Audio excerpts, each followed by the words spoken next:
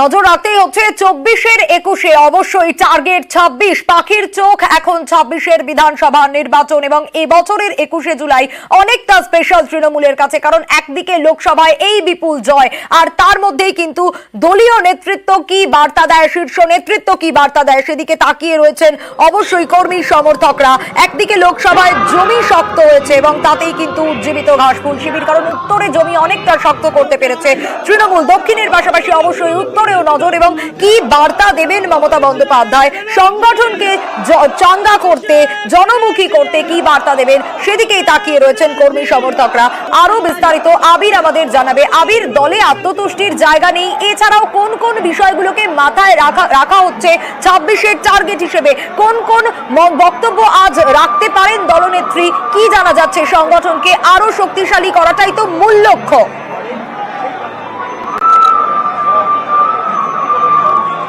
বিভিন্ন সময় মমতা বন্দ্যোপাধ্যায়, অভিষেক বন্দ্যোপাধ্যায় যে বক্তব্য রেখেছেন সেই বক্তব্যের ক্ষেত্রে সংগঠন যে সর্বাধিক গুরুত্ব দলে পাবে তা বুঝিয়ে দেওয়া হয়েছে।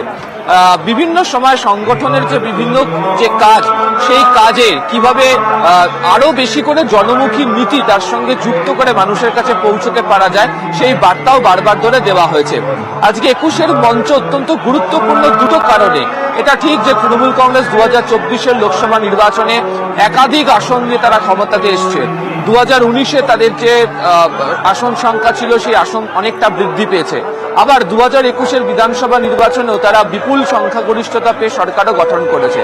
তবে গত কয়েক বছর ধরে দেখতে পাওয়া গেছে যে রাজনৈতিক পটভূমি জাতীয় ক্ষেত্রে এবং এই রাজ্যের ক্ষেত্রে যেভাবে বদল হয়েছে, সেই পটভূমি বদলের সাথে সাথে বিভিন্ন সময় জুড়ে বিরোধী রাজনৈতিক দলগুলো তৃণমূল কংগ্রেসকে বিভিন্ন ইস্যুতে আক্রমণ সানিয়েছে।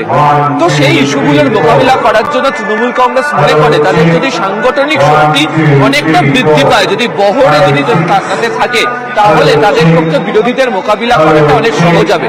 তাহলে আজকে মমতা, অভিষেক বন্দ্যোপাধ্যায় দুজনেই যে বক্তব্য রাখতে চলেছেন বা রাখবেন, সেখানে মনে করা হচ্ছে যে সাংগঠনিক সংস্কারের দিকে বার্তা দেওয়া হবে।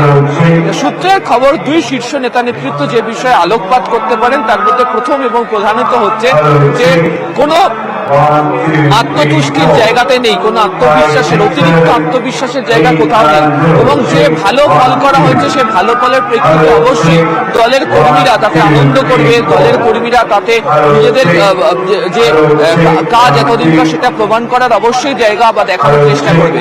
তবে তার জন্য যদি এখন থেকে ফের ঢিলেঢালা মনোভাব দেখানো হয়, তার একটা প্রভাব সামনের বিধানসভা নির্বাচনের মতো অধ্যায়ে পড়তে পারে। ফলে সেই কারণে সংগঠনকে আরো বেশি করে বুথমুখী করা, সংগঠনকে আরো বেশি করে হচ্ছে মানুষের প্রয়োজনে কাজে লাগাতে পারবে এমন নীতিকে তুলে ধরা।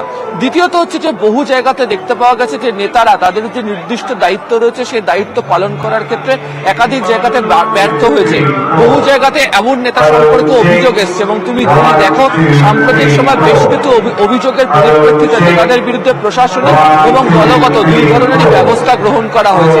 তাহলে একদিকে কড়া হাতে একে নিয়ন্ত্রণ করা, আর অন্যদিকে হচ্ছে দলের কর্মীদের পুরোপুরিভাবে জনমুখী নীতির সঙ্গে যুক্ত করে ঘরে ঘরে পৌঁছানোর ব্যবস্থা।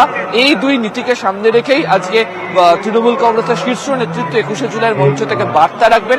যে কর্মীরা জমায়েত হয়েছেন তাদের কাছে সেই বার্তায় পৌঁছে দেবেন, এমনটাই মনে করছে রাজনৈতিক। একেবারে আমি আরো একটা বিষয় একটু জানতে চাইবো, অখিলেশ যাদব তিনিও তো আজ আসছেন, এবং সেই বিষয়ে কি জানা যাচ্ছে? কারণ এটাও তো যথেষ্ট তাৎপর্যপূর্ণ।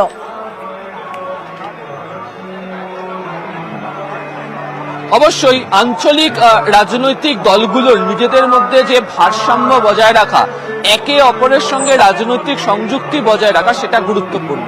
দ্বিতীয়ত হচ্ছে যে অখিলেশের আশা শুধুমাত্র যে বিজেপির কাছে বার্তা যে শরিকরা কতটা একত্রিত, কতটা শক্তিশালী, তা শুধু নয়, এর সঙ্গে বার্তা যাবে হচ্ছে বিজেপি বিরোধিতা জোটে সামিল হওয়া বাকি দলগুলোর কাছেও, বিশেষ করে কংগ্রেসের ক্ষেত্রেও।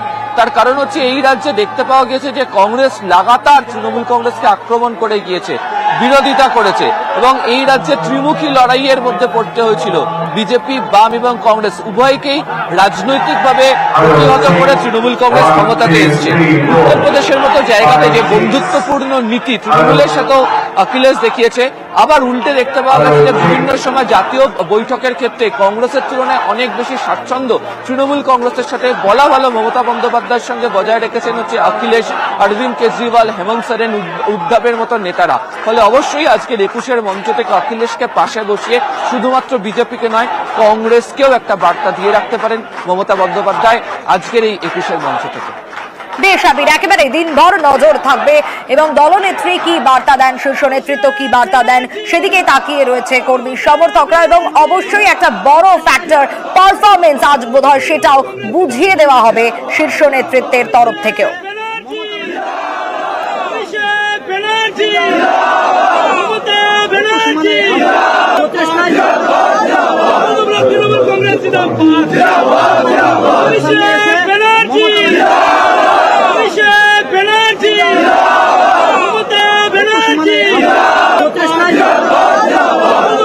আজ 21-এর সমাবেশ এবং ধর্মতলায় এই মেগা ইভেন্ট তৈরি হয়েছে তিনটি মঞ্চ এবং সমাবেশের আগের দিন অর্থাৎ গতকাল সন্ধ্যেবেলায় বিকেলের পরই সরজমিনে মমতা বন্দ্যোপাধ্যায় পুরো বিষয়টা দেখার জন্য পৌঁছে যান সেখানে এবং শৃঙ্খলা মেনে নিরাপদে যাতে সভায় যোগ দেন প্রত্যেকে সেই বার্তাও দেন মমতা বন্দ্যোপাধ্যায়। পাশাপাশি বলেন যে আবেগের টানেই ধর্মতলায় জনজোয়ার, এমনটাই দাবি করেছিলেন তিনি। কি বলেছিলেন গতকাল মমতা বন্দ্যোপাধ্যায় শোনাবো।